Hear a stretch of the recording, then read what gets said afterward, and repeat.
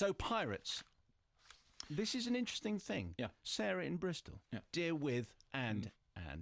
Imagine the excitement with which my husband and I tuned in last week to hear Mark's review of Pirates. An adventure with scientists, or as it's called in America, Pirates Yo-Ho-Ho or something. The reason for our excitement, my husband was one of the animators, the tavern scene, great. if you're interested, and we couldn't wait to hear Mark's pronouncement on a film that has played a large part in our lives for almost 2 years, a period in which we got engaged, married, and had our first child, Jasper, now 8 months. So congratulations. Jasper, now 8 months. That's a strange name.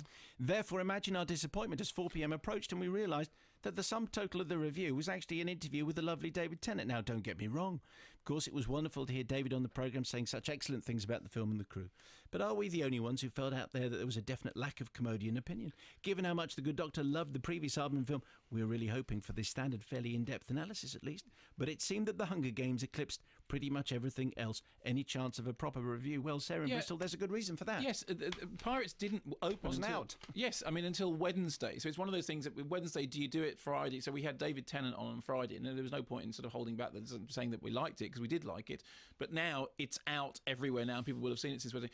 I really, really liked it. And the thing, as always with Aardman, is because they are David Tennant talked about in the interview, there is a sort of gold standard with them, which is that when you look at an Aardman animation, you think, blimey, that did take 4 years to do. As I said, when we were down there with the Culture Show doing a piece about one of Aardman's significant birthdays, and I was allowed to look through the curtain briefly at a little bit of the set of Pirates, and I said that thing about, that Aardman animate with thumbprints. I mean, both literal and metaphorical thumbprints. They look like the films have been crafted. You know that when you watch it the first time, you're only going to get 1/10 of all the gags that are going on. And I mean, things like Flushed Away, I'm not, overly interested in. I mean, even Arthur Christmas, I wasn't completely wowed by it. But this, to me, is proper great Aardman. I mean, I love Wallace and Gromit: Curse of the Were-Rabbit. I still think, which is funnier, I think. Yes, I mean, Chicken Run, I think, is funnier. Yeah, I'd say this is funnier than Chicken Run.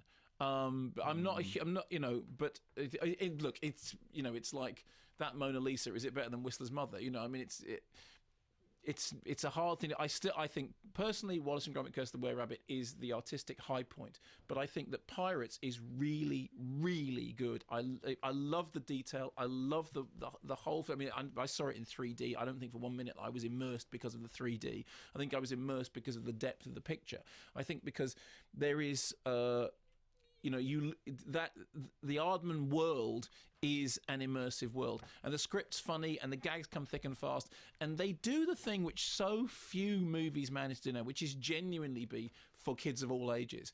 It's not that everyone's laughing at different gags, although occasionally that will be the case. Essentially, people are laughing at the same gags because the gags, like the gags in Mary Poppins or like the gags in classic Disney, are gags that work for the whole family. And I mean, I watched the whole thing with a smile. I love the detail. I want to see it again because I know that I will only have seen, a certain amount of it because it all moves by so fast. At the moment, if you go to the cinema, they've used a bit of Aardman from Pirates as the anti-piracy advert. And that little 2-minute segment at the beginning of the films now is probably one of the best things you're going to see in the cinema. If you go and see Wrath of the Titans, as I just did, I had 2 minutes of Aardman animation telling me not to pirate films, which in a shocking change from anti-piracy adverts doesn't annoy me. I'd happily watch it because it's 2 minutes of Aardman, and then I've got 99 minutes of Perseus and the Lightning Thief, and that was just a little bit dull. So I really, really liked it. And it's not a criticism to say that for me, Wallace and Gromit is still the top of the mountain when it comes to that, because I still think Curse of the Were-Rabbit, because of my affection for Hammer and all the rest of it, I still think that's just got the edge. But, it's really good. Yeah, it's really good. But I still think Chicken Run is... Do you? Is better. Well, I think it's better funnier. Or funnier? It is... I think the script is funnier. But Pirates is beautiful to look at. Anyway, Roger May says, just cycled home from Cambridge Arts Picture House after the noon showing of Pirates and Scientists. Great fun, full of cine references, like the rooftop chase when the dodo is stolen is lifted lock, stock and barrel from the 1934 murders in the Rue Morgue. Few kids in the audience seem more puzzled than anything else. They're probably at school, I would think. Why was it threed? added absolutely nothing at all. Yeah, well, I agree with the 3D thing. I think that it's just because that's although brilliantly, as we know, it's all dying. Although not brilliantly, as we know, cinema chains have decided that they'll just charge more for 2 to make up the difference. So. Constantine from Trinity College Dublin, who was one of the actors who was working in the loop of background voices on Pirates, says that the 3D.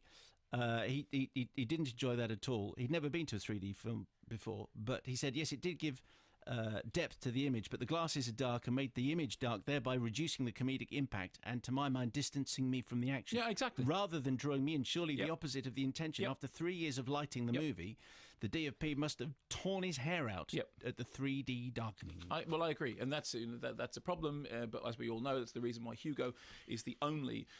One of the interesting 21st century 3D movies, because it actually uses the 3D. Excuse me, while I have gas. You do have an awful lot of gas. No, I don't have an awful lot of gas. You've had wind for the whole show.